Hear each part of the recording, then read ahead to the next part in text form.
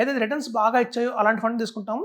కానీ అలాంటి funds next వచ్చే 3 ఇయర్స్‌లో అసలు కొన్ని సార్లు మనకి ఔట్ ఆఫ్ 100 కూడా వెళ్ళిపోతున్నాయి అవి. సో, కాబట్టి ఎప్పుడు కూడా మన ఫండ్ సెలెక్ట్ చేసుకునే టైంలో కేవలం రిటర్న్ చూసి మాత్రం చేసుకోకండి. చాలా పారామీటర్స్ ఉంటాయి. అలాంటి పారామీటర్స్ అన్ని అర్థం చేసుకున్న తర్వాత మనం గనక ఆ ఫండ్ సెలెక్ట్ చేసుకుంటేనే ఒక లాంగ్ టర్మ్ మనం దాన్ని హోల్డ్ చేయగలుగుతాం. ఇక చూడండి, మనం నంబర్ 1 అనుకుంటాము.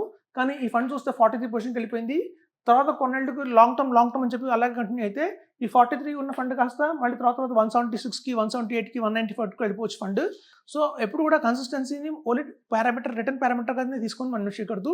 మనకి వాల్యూ రిసర్చ్, మనీ కంట్రోల్, అలాగే చాలామంది కూడా చెప్పేది ఏంటంటే రిటర్న్ రైట్స్ చూసుకుంటారు. ఎకనామిక్ టైమ్స్‌లో చూసి, అలాగే గ్రో యాప్స్ ఇలాంటివి చూసి మనం రిటర్న్ రైట్స్ చూసుకుంటాం.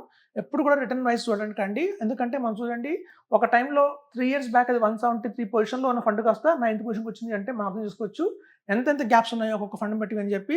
హార్డ్లీ మీరు చూస్తే ఒక 10 ఫండ్స్ మనం ర్యాండమ్‌గా తీసుకుంటే ఓన్లీ కన్సిస్టెన్సీ మెయింటైన్ చేసిన ఫండ్ ఏదైనా ఉంది అంటే ఒక ఫండ్ మెయింటైన్ చేసిందండి కన్సిస్టెన్సీని. సో, 10-7 ఆర్ 7-10 వచ్చింది మనకి. సో, అదండి.